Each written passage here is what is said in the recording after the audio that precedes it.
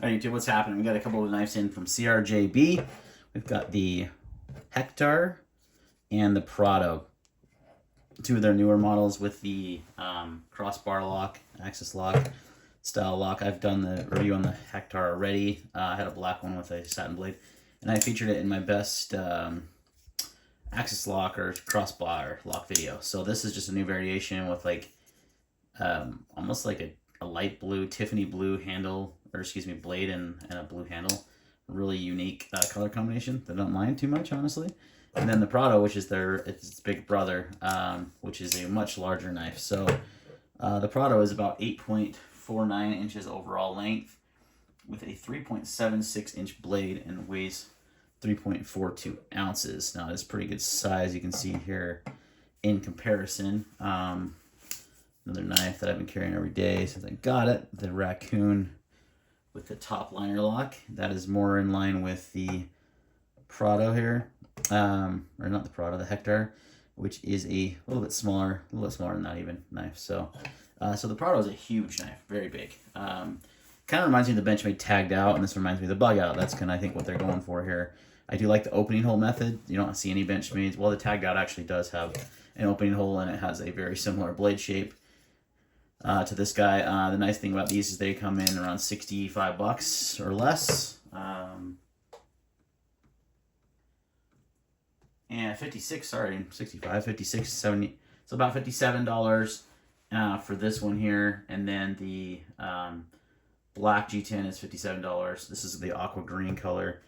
And then these guys run a little bit less expensive than that even. So really good budget knives, RPM 9 steel on these. These have good smooth action, nice rough lock access, easy to manipulate. This one's got a pretty weak detent. I can get it to come open pretty easily. The Hectre, however, has a really good detent, whereas I cannot shake it out at all. So they really nailed the detent on this guy. I would like to see that on that. It's a little hit and miss with crossbar locks. That is part of the, I'd say, problem with this style of lock, is it's hard to get that detent out in, but they really did on this guy here. And this one's available in tons of different colors. That's one of the cool things about these knives, is if you like the style, you can get multiple colors. If you want to carry, you know, something different or something that matches other ET items or anything you like have like that, it's a very common thing to do. So, yeah, just a brief look at these two knives. I got them in for pass around. I've already reviewed this one. This just kind of came with it, so I was mostly going to spend my time with this knife. It is a little bit, like I said, a little larger knife. I think I don't have my tagged out anymore, but I'm willing to bet it's about the same size if I had it. I don't even have a big knife. That knife, this is like the biggest knife I have handy, is a bug out. I don't carry very big knives anymore, so there's a good size comparison for you. So it's definitely more in line with the tagged out as far as the size of this knife.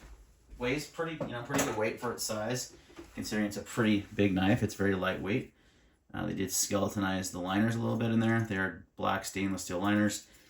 You got a nice deep carry pocket clip, very deep carry actually, to the point where it barely folds over this edge here, which I don't mind. Kershaw's like the Bel Air like came way over, which I didn't love. This one is just there, and you don't notice it in the hand. There's no hot spots. You got really good ergonomics on this knife. It's a nice jimping up here. Just overall, a good budget folder if you want a big knife for not a lot of money. The Prado would be a really good choice. It has, again, this aqua green color G10, black, and a wood handle as well, which it looks like it's rosewood. So rosewood handle if you want something a little fancier. I would probably just go with the black G10, but this isn't too bad. This is kind of a fun color, and it's very easy to see, very visible. So I don't know how the detent is on those other ones, but this one's got a pretty big size blade, so it's got a nice smooth action. Deploys very easily that thumb hole, both with the middle finger flick and the slow roll there. So you got both going for you. Again, good jimping up here. Pretty thin blade stock, so it's gonna be a pretty good slicer. It's feel like it's decently thin, probably 20 thousandths or so behind the edge, just by my feel. So yeah, that's gonna wrap it up. Just a short little video on these two knives coming in for pass around. Thanks for watching, and we'll see you in the next video.